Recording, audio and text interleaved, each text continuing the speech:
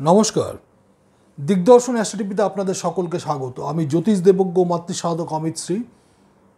আজকে এক বিশেষ সাবর মন্ত্র নিয়ে আলোচনা করব।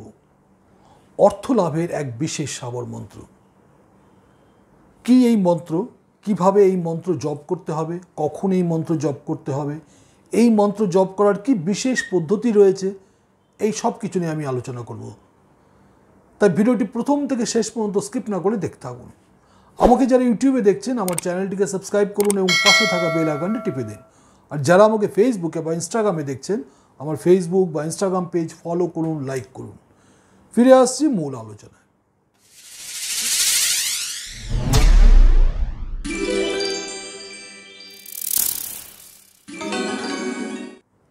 ফিরে এলাম মূল আলোচনায়। আমি জ্যোতিষ দেবজ্ঞ মাতৃসাধক অমিত শ্রী। আজকে আলোচনা করছি অর্থ লাভের এক বিশেষ সাবর মন্ত্র। এই মন্ত্র জপ করলে নিশ্চিতভাবে অর্থ লাভ করা সম্ভব হবে।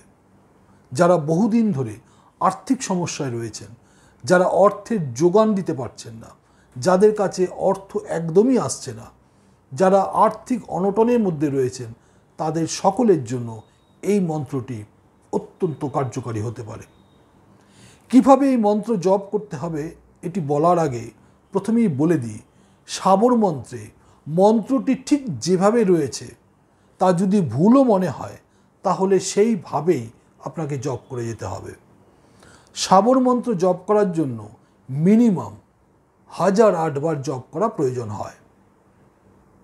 যদি সম্ভব না হয় একান্ত কোনো কারণে, তাহলে 108 বার অবশ্যই জপ করবেন। তবে চেষ্টা করবেন সবসময় 1008 বার জপ করতে, তাহলে মন্ত্রটি অত্যন্ত বেশি কার্যকারী হবে। এবার বলবো এই মন্ত্রটি প্রয়োগ করার জন্য আপনাদের কি কি উপকরণ আগে থেকে জোগাড় করে নিতে হবে। প্রথমেই বলি, সাদা চন্দন আপনাদের অবশ্যই জোগাড় রাখতে হবে। সঙ্গে রাখতে হবে সাদা ফুল। সাদা রঙের যে কোনো ফুল এখানে আপনারা কাজে লাগাতে পারবেন। এবং সাদা কোনো মিষ্টান্ন। প্রতিদিন এই কাজটি আপনাদের কিন্তু করতে হবে। এই কাজটি কমপক্ষে 41 দিন যদি আপনারা করতে পারেন তাহলে নিশ্চিতভাবে আপনারা আর্থিকভাবে সমৃদ্ধ হয়ে উঠবেন।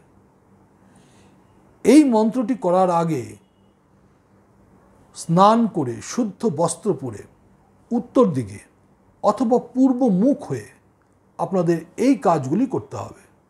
ওং শ্রী শুক্লে মহাশুক্লে কমলদল নিবাসে শ্রী মহালক্ষ্মী নমো নমঃ।